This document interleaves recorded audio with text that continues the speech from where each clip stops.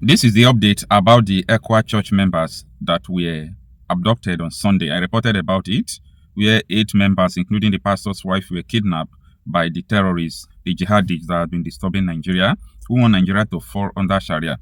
Now, the situation at hand is this. The community offered these terrorists ₦1 million. They offered these terrorists ₦1 million because they don't have money. These terrorists rejected it.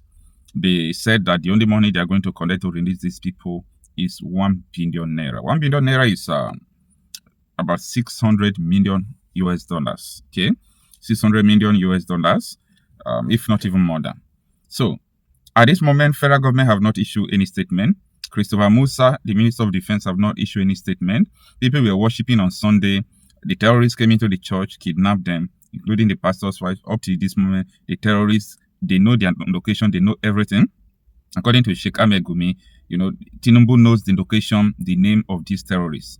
So they are demanding ₦1 billion, flexing muscles. And up to this moment, Khan has not issued statement. I will continue to criticize Christian Association of Nigeria. Is becoming a useless organization, because what is the usefulness of this association if you cannot stand for your people? What am I expecting them to do?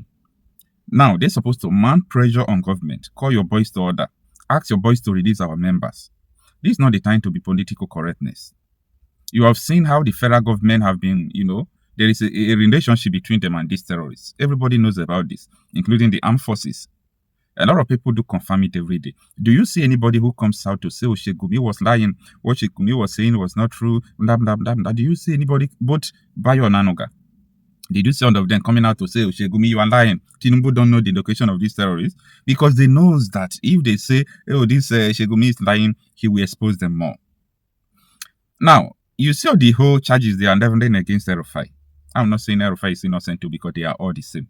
They are totally the same. But they did not charge him for saying that Tinubu and Rebadu is paying terrorists every month. They make it a policy. They didn't charge him for that. Why? Because they know that if they put that in the charge, the hell will be loose. These people know themselves. So it is a pity. Children are among these people kidnapped. This is not the first time. This is not, I'm sorry to say, this is not going to be the last. So all these things has been going on right from time. Now, if we continue to keep silence like this, I have said so many times what is expected from the people. What is expected from the people? Apart from Christian Association of Nigeria now, or Pentecostal Fellowship of Nigeria, PFM. Apart from these people, there is something that is expected from the masses. Number one, I will continue to repeat this. If something happens, let people pay attention and talk about it. Do you see nobody's talking about it? No, nobody's talking about it. Both your activity, nobody's even talking about it. That people were praying in the church, they came to kidnap them in the church. Nobody's talking about it.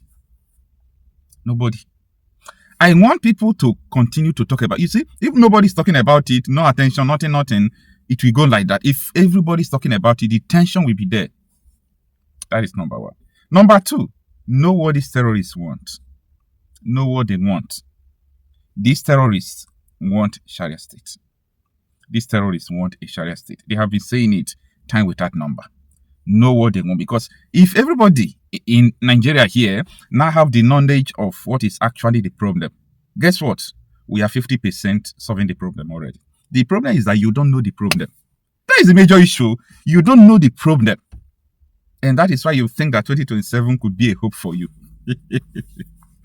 That is the reason why is because you don't know the problem. So, if you know the problem, that the problem of these terrorists, not even in Nigeria alone, globally, is this, then you will not be confused seeing what is going on in Nigeria. Then the third thing is that the pressure groups, associations like this one I'm calling out CAF, because I know I know what CAN is capable of doing if they have leadership. I know what CAN is supposed to do. You people don't understand. You see, Christian Association of Nigeria, they have the voice, they have the power to shake the whole world. Don't you see how the Munri, they call the Munri, right? The Muslim something, or Sharia Council of Nigeria. Don't you see the way they shake Nigeria? Don't you see the way they are shaking Tinubu to remove INEC chairman? Can have a voice to disturb the whole world, and they will listen to them. But it seems that the current president has been bribed. Yeah, that is my opinion. I think, not that I know, I think he must have been bribed. Because seeing all these atrocities and you have a constitution of Khan, which primary responsibility is just to defend the faith, protect the people, then you are always looking aside. Khan's supposed to be on channel television and Rise News, coming to all these social media platforms, granting interviews, telling the world what they are doing. Your people are being killed anyhow, and you are not doing anything. So this is very, very worrisome something, and I think people should be ready to rise up to this. Tell people about what is going on. This is like evangelism now. You need to tell people what is going on. People need to know. Ignorance is too much in Nigeria. Ignorance is too much. After ignorance, greediness. People are greedy. They want to defend their business. They want this. They want money. They want this. So they don't care about what happened again in Nigeria. Everybody, you're on your own. They don't care. They don't care. So this is an issue we must solve. You know why I'm talking about this? Yes, 8 people are in the bush, not you, right? You are now having privilege and freedom to watch me because you are not among the people kidnapped. But let me shock you. These people that they kidnapped, they were still watching how other people were kidnapped just last week here. They must have been watching everything going on and they feel unconcerned. It's not me now. Let me keep quiet. But today, it is their turn. You know why I'm telling you this? I'm not praying a bad prayer for you. I am not wishing you bad.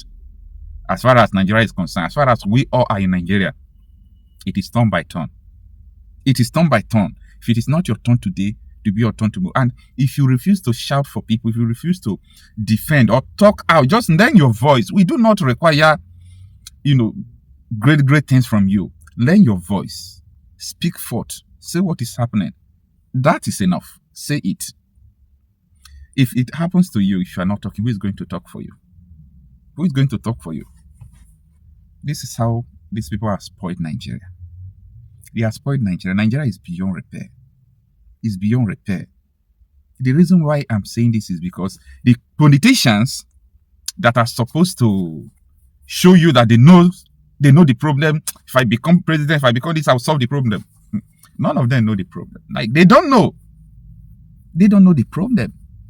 They talk about other things as the problem. Things that are not. It's unfortunate. Very, very unfortunate. Sir. My name is Omole Sunday Timothy. What's your position in the church? I'm the minister in charge of the church.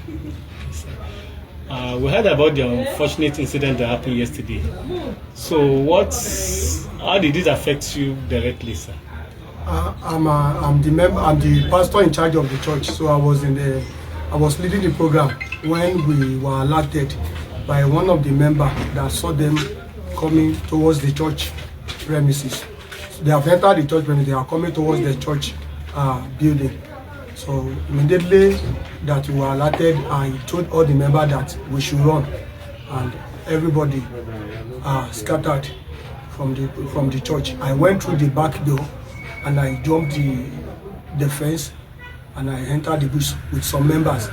Other members hid in the choir rooms and pastor's office. We thank God that they were unable to enter those places.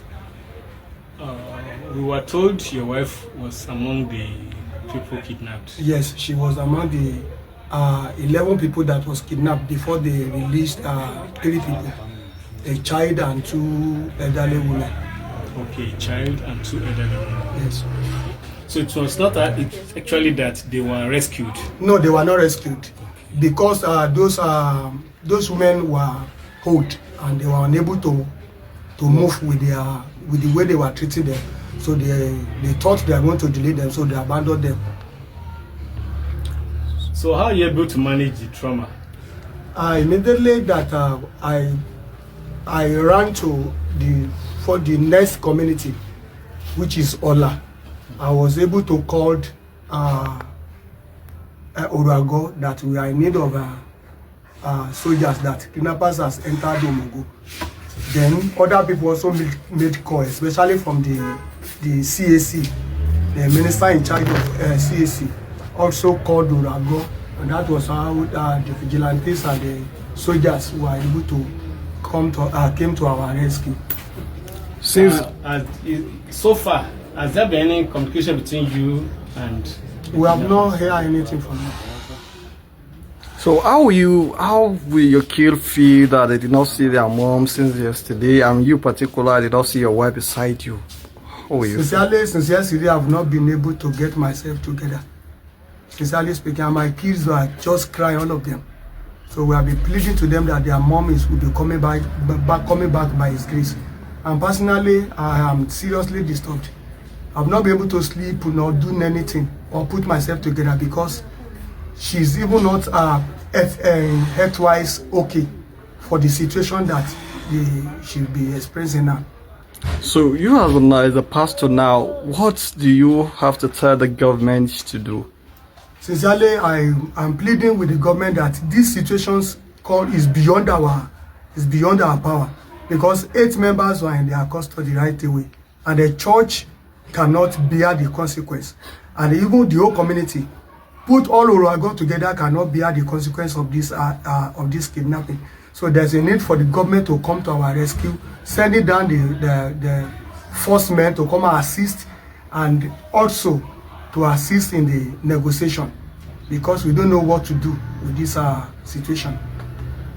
Okay, has the matter been escalated to ECWA headquarters? Yes, it has been escalated. Yesterday, Commissioner of Police also came.